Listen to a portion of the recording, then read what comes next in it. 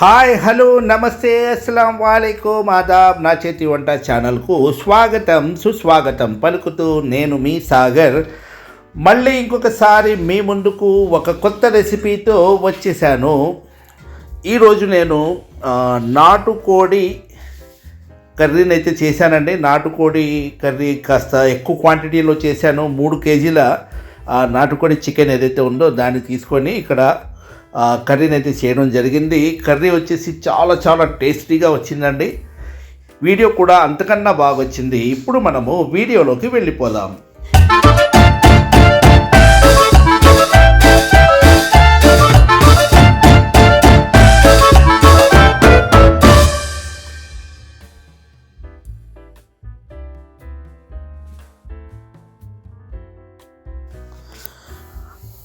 ఇదిగోండి, ఇక్కడ నాటుకోళ్ళు మీకు ఏదైతే కనిపిస్తున్నాయో అవి మేము ఇంట్లో పెంచుకుంటున్న నాటుకోళ్ళు అండి. రీసెంట్గా ఇవి గుడ్లు వేయడం ఆపేసినాయి అనమాట. ఆపేస్తే దాన్ని ఇంకా ఏం చేస్తాం, మరి తినేయాలి కదా. ఆ ఉద్దేశంతో ఇవాళ ఇంట్లో మేమందరం కలిసి ఒక చిన్న దావత్లాగా చేసేసుకుంటున్నాం అనమాట.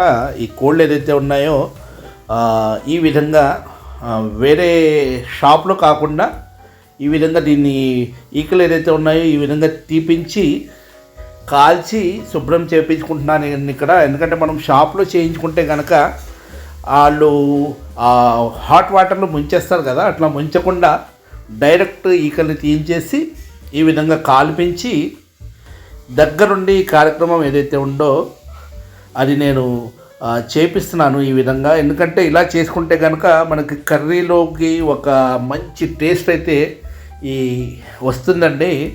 మనం డైరెక్ట్గా వాటర్లో ముంచేస్తే కనుక అంత బాగోవయి.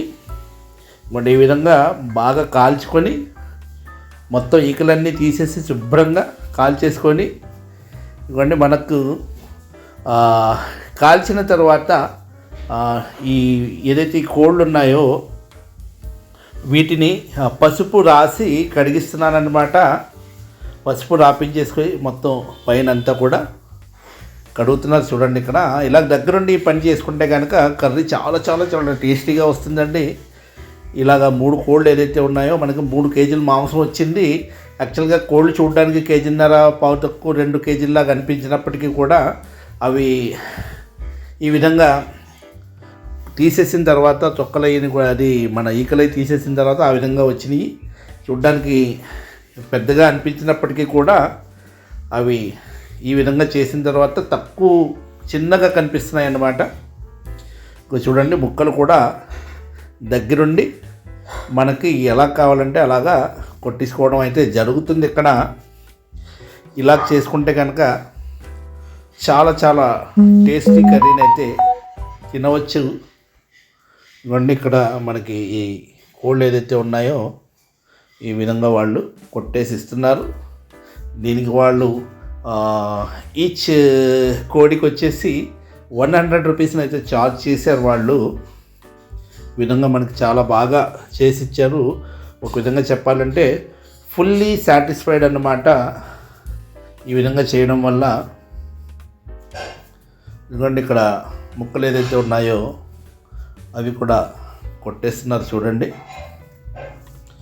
ఇలాగా మీరు ఎప్పుడైనా కోడి తీసుకుంటే కనుక తప్పకుండా దగ్గరుండి చేయించుకొని ఇలాగ ప్లాన్ చేసుకోండి. కర్రీ చాలా బాగుంటుంది. ఎందుకంటే నాటుకోడి కర్రీ అంటే అదొక లెవెల్ అన్నట్టు వేరే లెవెల్లో టేస్ట్ ఉంటుంది కాబట్టి ఆ విధంగా నాటుకోడిని కాస్త ఇంట్రెస్ట్గానే చేసుకోవాల్సిన పరిస్థితి అయితే ఉంది. ఇదిగోండి, ఇంటికి తెచ్చేసాను నేను మాంసము. మళ్ళీ ఇంటి దగ్గర దీనికి మళ్ళీ పెద్ద ప్రాసెస్. ఎవ్రీ పీస్ ఇదిగో ఈ విధంగా పైన చిన్న చిన్న ఈకలు ఉంటాయన్నమాట చర్మం మీద. అవన్నీ తుడిచేసుకోవాలి. ఇలాగా శుభ్రంగా చేసుకుంటే కనుక చాలా బాగుంటుంది టేస్ట్. ఎందుకంటే కాస్త నీచు వాసన కూడా ఎక్కువ ఉంటుంది కాబట్టి దీన్ని వీలైనంత వరకు 3 to 4 టైమ్స్ అయితే వాటర్లో కడగాల్సిన పరిస్థితి అయితే ఉంది. చూడండి, బాగా కడిగేసుకొని మాంసం తెల్లగా అయిపోయింది చూడండి. ఇక్కడ ఇలాగ మీరు చేసుకుంటే మంచి కర్రీని అయితే ఆస్వాదించగలరు. ఇదిగోండి, ఆ ముక్కలు ఏదైతే ఉన్నాయో ఇప్పుడు ఈ ముక్కల్ని నేను ఏం చేస్తానంటే ప్రీ మ్యారినేట్ చేస్తానన్నమాట. ఇంట్లో చూడండి, ఫస్ట్ ఉప్పునైతే వేస్తున్నాను. ఉప్పు రుచికి సరిపడగా వేసుకోండి. ప్రీ మ్యారినేషన్ అయితే ఇప్పుడు మనం ఈ ముక్కల్ని చేస్తున్నాం అన్నమాట. ఆ తర్వాత పసుపు వేసాను.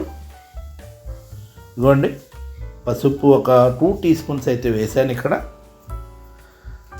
ఆ తర్వాత కారం వేస్తున్నాను చూడండి, ఒక 3 టేబుల్ స్పూన్లు కారం అయితే వేసాను. ఇవన్నీ కూడా మళ్ళీ కర్రీ వండినప్పుడు వేసేది ఉంది, మనము ఇప్పుడు కొద్ది కొద్దిగా వేస్తున్నామన్నమాట ప్రీ మ్యారినేషన్ కాబట్టి. ఈ విధంగా అన్నీ వేసి మనం ఏం చేస్తామంటే మ్యారినేట్ చేసి ఉంచుతాము. ఇక్కడ ఒక 2 టేబుల్ స్పూన్స్ అల్లం వెల్లుల్లి పేస్ట్ని కూడా యాడ్ చేయడం జరిగింది దీంట్లో. ఇవన్నీ కలిపేస్తున్నాను చూడండి. ఇప్పుడు ఈ ముక్కలకి బాగా ఏదైతే మనం ఇప్పుడు కారం, పసుపు, ఉప్పు అలాగే అల్లం వెల్లుల్లి పేస్ట్ 4 ఐటమ్స్ ఏదైతే వేసామో అవన్నీ కూడా ముక్కలకి పట్టేలాగా కలిపేస్తున్నాను. కలిపేసి ఒక 2 గంటల పాటు దీన్ని ఉంచేసానండి పక్కన. ఈ విధంగా ఉంచడం వల్ల ముక్కకి కాస్త లోపలిదాకా కారం బాగా పడుతుంది. ఇప్పుడు ఇక్కడ స్టవ్ వెలిగించుకొని తర్వాత కార్యక్రమం ఏదైతే ఉందో చేస్తున్నాం చూడండి. ఆ ముక్కల్ని ఒక కుక్కర్లో, ప్రెషర్ కుక్కర్లో షిఫ్ట్ చేసేసి మూత అయితే పెట్టేశానండి. దాంట్లో ఒక 1/2 లీటర్ వాటర్ కూడా వేశాను నేను. ఇంకోండి, ఇక్కడ విజిల్ పెట్టేశాను, లిడ్ పెట్టేసి అది అలాగ అక్కడ ఉడుకుతుంది. ఇప్పుడు ఒక మిక్సీ జార్ తీసుకొని అందులో ఒక 25 గ్రామ్స్ కొబ్బరి పొడిని అయితే తీసుకున్నాను. మిక్సీలో వేస్తున్న ఐటమ్స్ ఇవన్నీ కూడా ఒకసారి మీరు జాగ్రత్తగా ఫాలో అవ్వండి. కోకోనట్ పౌడర్ వేసిన తర్వాత ఇవి చూడండి, ఇక్కడ నువ్వుల పొడి వేసాను. మళ్ళీ ఇక్కడ ఒక 50 గ్రాములు కోకోనట్ పౌడరు, అలాగే ఒక 50 గ్రాములు నువ్వుల పొడి. ఆ తర్వాత దీంట్లో ఒక 50 గ్రాములు జీడిపప్పు అది కూడా వేశాను. ఈ ఐటమ్స్ అన్నీ ఇప్పుడు మనం మిక్సీ జార్లో వేసుకొని ఒక మసాలాలాగా తయారు చేసుకున్నాం అన్నమాట. ఆ తర్వాత 2 టేబుల్ స్పూన్ల అల్లం వెల్లుల్లి పేస్ట్ అండి. ఆల్రెడీ మనం ఇందాక ముక్కల్లో కూడా వేసాము, ఇప్పుడు మళ్ళీ వేస్తున్నాం ఇక్కడ చూడండి. ఆ తర్వాత ఒక 200 ml పెరుగునైతే ఇక్కడ నేను దీంట్లో వేశాను. పెరుగు కూడా వేసేసిన తర్వాత ఇప్పుడు ఇందులో మళ్ళీ కారం వేస్తున్నాను చూడండి. ఒక 4 నుంచి 5 టేబుల్ స్పూన్ల కారం వేస్తున్నాను. ఆల్రెడీ ఇందాక మనం 2 టేబుల్ స్పూన్లు వేసాము, ఇప్పుడు మళ్ళీ 4 నుంచి 5 టేబుల్ స్పూన్లు వేస్తున్నాము. సుమారు ఒక 6-7 టేబుల్ స్పూన్ల కారం అయితే వేసామండి. ఎందుకంటే మనం 3 కిలోలు వండుతున్నాం కదా, కారం కాస్త వేసుకోవాలి. ఆ తర్వాత ఒక 4 టీ స్పూన్ల గరం మసాలా వేస్తున్నాను దీంట్లో. మసాలా పౌడరు, యాలక్కాయలు, లవంగాలు, దాల్చిన చెక్క పౌడర్ అది. ఆ తర్వాత 2 టీ స్పూన్ల జీలకర్ర పొడిని అయితే కూడా ఇక్కడ వేయడం జరిగింది. ఆ తర్వాత ఒక 4 టేబుల్ స్పూన్ల ధనియా పౌడర్ ఇక్కడ వేస్తున్నాను చూడండి. ఈ విధంగా ఈ పొడులన్నీ కూడా మనం మిక్సీలో వేస్తున్నాం ఇక్కడ. ఆ తర్వాత మళ్ళీ పసుపు వేసాను ఒక 2 టీ స్పూన్లు. ఆల్రెడీ మనం ఇందాక ముక్కల్లో వేసాము పసుపు చూడండి. ఇప్పుడు అవన్నీ కూడా ముద్ద కొట్టేసుకొని పక్కన పెట్టుకున్నాను. ఎందుకంటే మనం కర్రీలో ఒకటొకటి వేసుకునేటప్పుడు కొన్ని గుర్తుండవు, కొన్ని గుర్తుంటాయి. అందు గురించి ఈ విధంగా చేసుకుంటే మీరు ఏది మిస్ అవ్వరన్నమాట. ఇక చూడండి, మన చికెన్ ఏదైతే ఉందో ఉడికిపోయింది. ఒక 4 to 5 విజిల్స్ పెట్టుకున్నాను నేను. చేతితోటి మనం ఇలాగ చిదివితే ఈ చికెన్ ఏదైతే ఉందో చేతికి వచ్చేస్తుందన్నమాట. బాగా ఉడికింది. ఇప్పుడు మళ్ళీ స్టవ్ వెలిగించుకున్నాను ఇక్కడ. వెలిగించుకొని 3 కిలోలు వండడానికి సరిపడా ఒక గిన్నెని అయితే మళ్ళీ స్టవ్ మీద నేను ఇక్కడ పెట్టేసుకున్నాను. అలాగే అందులో ఒక 200 గ్రామ్స్ ఆయిల్ వేసానంటే కుకింగ్ ఆయిల్. ఎందుకంటే ఇప్పుడు మనకు ఆల్రెడీ ఈ కంట్రీ చికెన్లో కాస్త కొవ్వు ఉంటుంది కాబట్టి ఆయిల్ తక్కువే వేసుకోవాలి. ఇంకోండి, ఇక్కడ మళ్ళీ యాలక్కాయలు, లవంగాలు, చెక్క అవన్నీ కూడా 3 గ్రామ్స్ చొప్పున ఈ ఆయిల్లో వేసి వేపుతున్నాను అనమాట. ఒక విధంగా చెప్పాలంటే నాటుకోళ్ళలో మసాలాలు ఎక్కువే పడతాయి. ఆ విధంగా చేసుకోకపోతే అది బాగోదు. ఇక్కడ 600 గ్రామ్స్ ఆనియన్స్ అయితే నేను తీసుకుని అవి చాప్ చేసుకున్నాను అనమాట. అవి ఇప్పుడు ఈ ఆయిల్లో వేసేసాను. అంటే కేజీకి 200 గ్రాములు చొప్పున ఇక్కడ ఆనియన్స్ని అయితే నేను తీసుకోవడం జరిగింది. చూడండి, ఆనియన్స్ దోరగా వేయించేసుకున్నాను ఇక్కడ. ఇప్పుడు ఏదైతే పేస్ట్ మనం మిక్సీలో కొట్టుకొని పెట్టుకున్నామో ఆ పేస్ట్ డైరెక్ట్గా ఈ ఆనియన్స్లో వేసేస్తున్నాము. అంతేనండి, సింపుల్ ప్రాసెస్ అన్నమాట మన కర్రీ. ఎందుకంటే నాటుకోడి అనగానే దాన్ని చాలా 70 ఎంఎంలో ఆలోచించుకొని అలాగ వండాలి ఇలాగ వండాలి అనుకుంటాం కదా. అట్లా కాకుండా ఈ విధంగా మీరు ప్లాన్ చేసుకుంటే చాలా చాలా టేస్టీ కర్రీ చాలా సింపుల్గా వండేసుకున్నట్టుగా అవుతుంది. ఒక్కసారి తప్పకుండా ఇలాగ ట్రై చేసి చూడండి, నా స్టైల్లో చాలా బాగుంటుంది. ఎందుకంటే ఇప్పుడు ఈ పేస్ట్ ఏదైతే దీంట్లో వేసేసామో దాన్ని నూనె విడిపోయేటంత వరకు ఫ్రై చేసుకోవాలి. చూడండి, దీంట్లో ఒక 10 నుంచి 12 పచ్చిమిరపకాయలు వేసాను అన్నమాట. సుమారు 100 గ్రాములు ఉంటాయి. పచ్చిమిర్చి కూడా బాగానే వేసుకున్నాము మనం. ఆల్రెడీ కారం ఒక 6 టేబుల్ స్పూన్లు వేసాం కదా. ఎందుకంటే స్పైసీగా ఉండాలి, కాస్త మసాలాగా ఉంటేనే ఈ కంట్రీ చికెన్ ఏదైతే ఉందో చాలా బాగుంటుంది టేస్ట్. ఇప్పుడు చూడండి, మసాలా వేపేసాను. ఏదైతే మిక్సీ ఉందో దాంట్లో కూడా కాస్త వాటర్ వేసి మళ్ళీ దాంట్లో వేసాను. మసాలా బాగా వేగుతుంది. అలాగే మన ఛానల్లో మంచి ఐటమ్స్ చూడడానికి మీరు ఎప్పుడు ఫాలో అవుతూనే ఉండాలి మన ఛానల్ని. ఆ తర్వాత ఇప్పుడు ఏదైతే కుక్కర్లో మనం బాయిల్ చేసుకొని పక్కన పెట్టుకున్న చికెన్ ఉందో ఓన్లీ ఇక్కడ చికెనే వేస్తున్నానండి. దాని యొక్క వాటర్ ఇక్కడ వేయలేదు, మీరు అర్థం చేసుకోండి ఇక్కడ ఈ పాయింట్. ఆ వాటర్ని నేను లాస్ట్లో వాడతానన్నమాట. ఇప్పుడు ఏదైతే మసాలా మనం దీంట్లో వేసుకొని వేపుకున్నామో ఆయిల్ విడిపోయేలాగా, ఆ మసాలాలో ఏదైతే బాయిల్ అయిన చికెన్ ఉందో ఆ చికెన్ని ఇక్కడ యాడ్ చేయడం జరిగింది. మీరు ఎవ్రీ స్టెప్ ఈ విధంగా చూసుకొని చేసుకుంటే కనుక నాకు తప్పకుండా కామెంట్ చేస్తారన్నమాట. సాగర్ గారు, మీరు మంచి కర్రీ చేశారు, దాన్ని మేము ఈ విధంగా వండుకున్నాము, చాలా టేస్టీగా ఉంది అన్నమాట మాత్రం మీరు తప్పకుండా చెప్తారు అనేది నేను గట్టిగా చెప్పగలను. ఈ కర్రీ ఆ విధంగా ఉంది, ఆల్రెడీ నేను తినేసాను కాబట్టి మీకు పక్కాగా చెప్తున్నాను అన్నమాట. ఇలాగ మీరు తప్పకుండా చెయ్యండి. ఈ ముక్కలు వేసిన తర్వాత ఆ ముక్కలకి మసాలా పట్టేలాగా వీలైనంత వరకు మూత పెట్టకుండానే వేపండి. ఆయిల్ కనిపిస్తూ ఉన్నంత వరకు వేపుతూనే ఉండాలన్నమాట. మళ్ళీ కాస్త సాల్ట్ తగ్గింది వేసుకున్నాను. ఇక్కడ మీకు 10-15 నిమిషాల్లో మీకు చూపించేస్తున్నాను, కానీ ఈ వీడియో నాకు సుమారు 45 నుంచి 55 నిమిషాలు పట్టిందండి. పూర్తిగా 1 గంట పట్టింది దగ్గర ఈ కర్రీ పూర్తవడానికి. అందు గురించి నేను చాలా దగ్గరుండి కింద అంటుకోకుండా వండుకున్నాను అన్నమాట. ఇక చూడండి, ముక్కలు బాగా ఫ్రై అవుతున్నాయి దీంట్లో ఈ షేర్వాలో. ఆ విధంగా ఫ్రై అయితేనే దాంట్లో ఉన్న మసాలాలన్నీ కూడా ఈ ముక్కలకు పడతాయన్నమాట బాగా. ఇక చూడండి కర్రీ మంది ఏ విధంగా రెడీ అవుతుందో. అలాగే మన ఛానల్ గురించి ఇందాక చెప్పబోతున్నాను కదా మీతోటి, సబ్స్క్రైబ్ చేయడం మర్చిపోవద్దు కొత్త వాళ్ళు.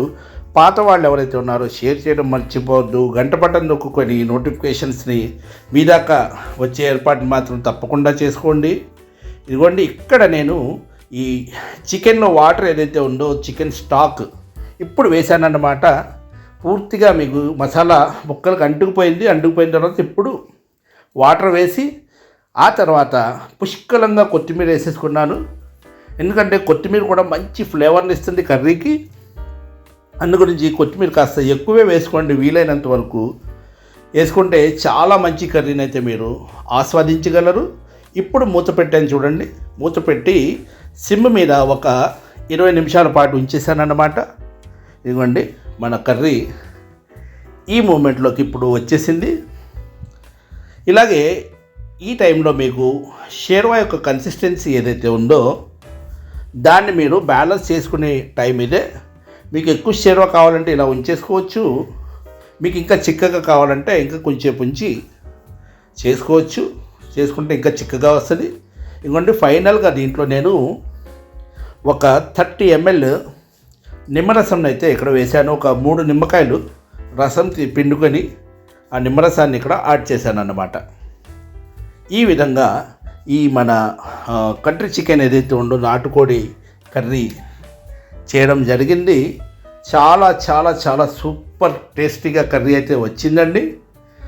ఈ విధంగా మీరు కూడా తప్పకుండా చేసుకుంటే మీరు ఒక మంచి కర్రీని తింటారు అని నేను పదే చెప్తున్నాను అదే మాట. ఎందుకంటే నేను తిన్నాను కాబట్టి చాలా సూపర్గా ఉంది కాబట్టి చెప్తున్నాను.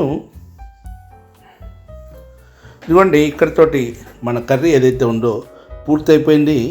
నేను షేర్వాని ఈ విధంగానే ఉంచేసుకున్నాను, ఎందుకంటే మేము రైస్లో సర్వ్ చేస్తాం ఈ కర్రీని. అలాగే రోటీలోకైనా కూడా ఈ విధమైన షేర్వా ఉంటే కనుక రోటీలో కూడా మంచి టేస్ట్ వస్తుంది. కనుక షేర్వాని ఈ విధంగా అయితే నేను పెట్టేసుకుంటున్నాను. కాస్త చల్లారిన తర్వాత ఇంకా చిక్కబడుతుంది షేర్వా, కనుక ఈ విధంగా నేను షేర్వాని ఉంచుకున్నాను. ఇదిగోండి ఇక్కడితోటి మన కర్రీ ఏదైతే ఉందో అది పూర్తయిపోయింది. అలాగే నా వీడియో కూడా పూర్తయింది. సబ్స్క్రైబ్ చేయడం మర్చిపోవద్దు. Thank you very much.